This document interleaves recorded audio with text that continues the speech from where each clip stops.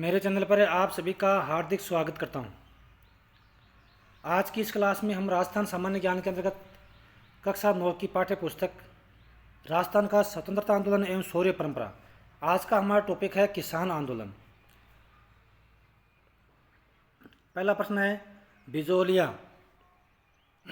बिजोलिया जो कि भीलवाड़ा जिले में वर्तमान में स्थित है। बिजोलिया जो स्थान है वो आज वर्तमान में भीलवाड़ा, राजस्थान के भीलवाड़ा जिले में स्थित है। तो बिजोलिया मेवाड़ राज्य में किस श्रेणी का ठिकाना था? उस समय जो ठिकाने थे उनके वो कई श्रेणी में बटे हुए थे, प्रथम, द्वितीय, तृतीय, चतुर्थ, ऐसे। तो यह किस श्रेणी का ठिकाना था? तो यह प्रथम श्रेणी का ठिकाना था। अगला प्रश्न है बिजोलिया में अधिकांश जाति के लोग थे जो परिश्रम या दृढ़ता के लिए प्रसिद्ध थे तथा पंचायत व्यवस्था में उनकी दृढ़ निष्ठा थी। तो अधिकांश कौन सी जाति के लोग थे? वो थे धाकड़ जाति के लोग, जो बहुत ही परिश्रम थे और अपने काम करने की कला के अंतर्गत वो प्रसिद्ध भी थे, और पंचायत व्यवस्था के अंतर्गत उनकी बहुत ही दृढ़ निष्ठा थी, विश्वास था। अगला प्रश्न है 1894 में बिजोलिया के राव उमराव की मृत्यु के बाद बिजोलिया ठिकाने जागीरदारों व किसानों के मधुर संबंध बिगड़ने लगे थे। यानी किसकी मृत्यु के बाद? 1894 में बिजोलिया के राव, क्या नाम था उन राव का, की मृत्यु के बाद में बिजोलिया ठिकाने के जागीरदारों व किसानों के मध्य जो संबंध थे वो खराब होने लगे थे। तो वो थे राव गोविंद दास। 1894 में बिजोलिया के राव गोविंद दास की मृत्यु के बाद बिजोलिया ठिकाने के अंतर्गत जो जागीरदार थे, किसान थे, इनके साथ संबंध खराब होने लगे। बिजोलिया किसान आंदोलन को 3 चरणों में विभाजित किया गया है। इसके संबंध में संगत बताइए। प्रथम चरण 1897 से 1915, दूसरा चरण 1915 से 1923 तक, और तीसरा चरण 1923 से 1941 तक। तो ये तीनों ही चरण है वो सही हैं बिल्कुल। तो बिजोलिया किसान आंदोलन को 3 चरणों में विभाजित किया गया है। प्रथम चरण 1897 से 1915 तक, दूसरा 15 से 23 तक, और तीसरा चरण था वो 1923 से 41 तक था। अगला प्रश्न है बिजोलिया किसान आंदोलन के किस चरण के दौरान आंदोलन का नेतृत्व स्थानीय लोगों के द्वारा किया गया था? तो जो प्रथम चरण था 1897 से 1915 तक, उस चरण के अंतर्गत आंदोलन का जो नेतृत्व किया था वो वहाँ के स्थानीय लोगों के द्वारा किया गया था। अगला प्रश्न है बिजोलिया किसान आंदोलन के किस चरण के दौरान आंदोलन का चरण राष्ट्रीय स्तर के योग्य अनुभवी लोगों के द्वारा किया गया था? तो वो था दूसरा चरण के अंतर्गत। दूसरे चरण के अंतर्गत आंदोलन का जो नेतृत्व किया था वो राष्ट्रीय स्तर के योग्य और अनुभवी लोगों के द्वारा किया गया था। 1897 बिजोलिया आंदोलन की शुरुआत किस स्थान से हुई थी? तो बिजोलिया किसान आंदोलन की शुरुआत हुई थी गिरधरीपुरा से। बिजोलिया के गिरधरीपुरा नामक स्थान से इसकी शुरुआत हुई थी। अगला प्रश्न है बिजोलिया आंदोलन की शुरुआत 1897 के समय मेवाड़ के महाराणा कौन थे? जब बिजोलिया किसान आंदोलन की शुरुआत हुई तो उस समय मेवाड़ के महाराणा कौन थे? तो मेवाड़ के महाराणा थे महाराणा फतेह सिंह। अगला प्रश्न है बिजोलिया के राव उस समय कौन थे जब 1903 में चंवरी कर लागू किया गया था, जिसमें 13/5 रुपये लिए जाते थे। किसानों द्वारा 2 वर्ष विरोध किए जाने पर राव द्वारा कुछ रियायतें इसमें दी गई थी। तो इसमें ये जो चंवरी कर था, चंवरी कर किस शासक के द्वारा लगाया गया था? तो ये करशन सिंह के द्वारा लगाया गया था।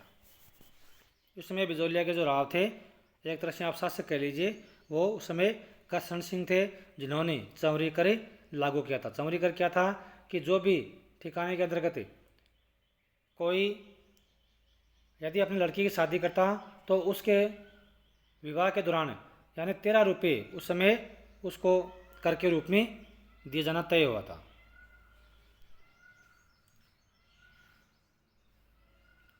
प्रश्न नंबर 118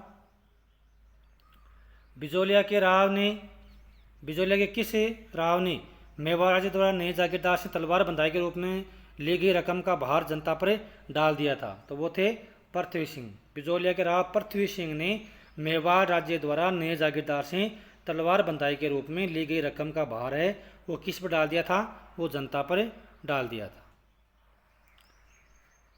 किस किसान नेता को तलवार बंदाई कर का विरोध किए जाने के कारण ठिकाने की पुस्तकालय सेवा से मुक्त कर दिया गया था? साधु सीताराम दास। साधु सीताराम किसान नेता को तलवार बंदाई कर का विरोध किए जाने के कारण ठिकाने की पुस्तकालय सेवा से इनको मुक्त कर दिया गया। अगला प्रश्न है, बिजोलिया के अल्पवयस्क राव किन के समय जागीर प्रशासन महाराणा कोटवाड़ से मुनसमात के नियंत्रण में चला गया था? यानी बिजोलिया के उस समय कौन थे राव जो कि अल्पवयस्क थे, यानी जो 18 साल जिनकी उम्र नहीं थी, उसके समय जागीरदारी प्रशासन महाराणा कोटवाड़ से के नियंत्रण में चला गया था? तो उस समय थे केसरी सिंह। बिजोलिया के अल्पवयस्क राव केसरी सिंह के समय जागीर प्रशासन था वो कोटवाड़ के नियंत्रण में चला गया था। बिजोलिया के जागीरदारों उमरावों को शासन की दृष्टि से व्यवस्थित कीजिए, यानी सबसे पहले कौन थे, उसके बाद में कौन है, क्रमबद्ध तरीके से इनको व्यवस्थित करना है। तो 4 ग्रुप दिए हुए हैं इसमें से। तो बिजोलिया के सबसे पहले उमराव या राव बने गोविंद दास, उसके बाद में करशन सिंह, फिर पृथ्वी सिंह और फिर केसरी सिंह। ये जो क्रम है वो बिल्कुल सही है। यानी सबसे पहले बिजोलिया के जागीरदार बने थे गोविंद दास, उसके बाद में करशन सिंह, उसके बाद में पृथ्वी सिंह और फिर केसरी सिंह। साधु सीताराम दास के आग्रह पर किस सन में विजय सिंह पथिक बिजोलिया के आंदोलन में शामिल हुए थे? तो 1916 में। तो विजय सिंह पथिक है जिनका इस आंदोलन के अंतर्गत महत्वपूर्ण योगदान है, वो 1916 में शामिल हुए थे। तो विद्यार्थी आपको ध्यान रखना है कि बिजोलिया किसान आंदोलन 1897 में शुरुआत हुई थी इसकी, और प्रथम चरण के अंतर्गत ये विजय सिंह पथिक वो इसमें शामिल नहीं हुए थे। इस आंदोलन के जो जनक थे वो साधु सीताराम दास को माना जाता है।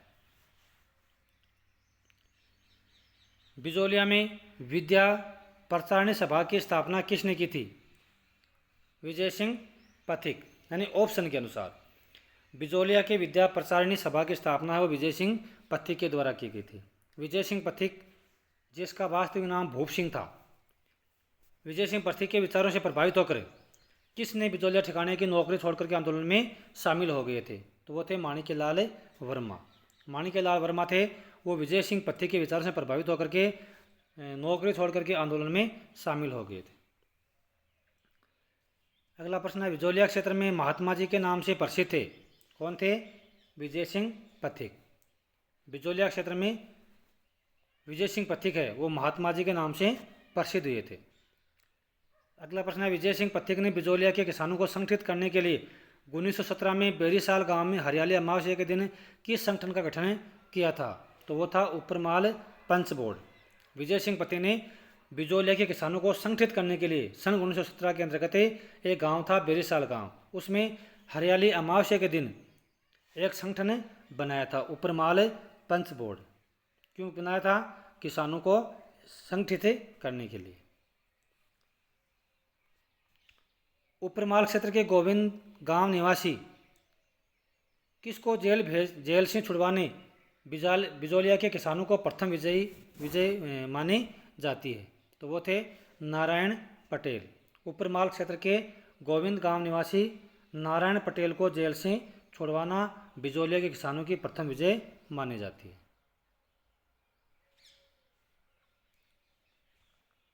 अगला प्रश्न है, विजय सिंह पथिक ने किस समाचार पत्र के सहयोग से बिजोलिया आंदोलन के मुद्दे को राष्ट्रीय स्तर तक लाने का कार्य किया? तो वो था प्रताप समाचार पत्र के माध्यम से विजय सिंह पथिक है वो इस आंदोलन की जो सुर्खियां हैं वो इसमें प्रकाशित करते थे, और इस मुद्दे को उन्होंने लोकल स्तर से राष्ट्रीय स्तर तक लाने का प्रयास किया। अगला प्रश्न है, महात्मा गांधी ने विजय सिंह पथिक को बम्बई बुलाने के बाद अपने निजी सचिव को उपरमाल के किसानों की स्थिति की जांच हेतु बिजोलिया भेजा था। तो महात्मा गांधी ने विजय सिंह पथिक को बम्बई बुलाने के बाद में अपने निजी सचिव उनके कौन थे जिनको उपरमाल के किसानों की स्थिति की जांच हेतु बिजोलिया भेजा था? तो वो थे महादेव देसाई।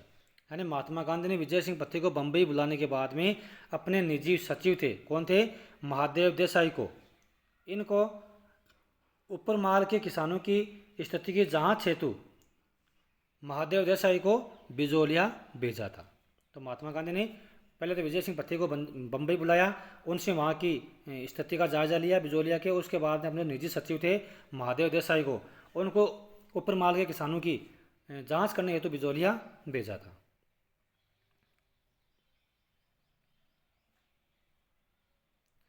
अगला प्रश्न है, बिजोलिया के किसानों से समझौता करने हेतु फरवरी 1922 में ब्रिटिश सरकार ने एक उच्च स्तरीय समिति का गठन किया गया था।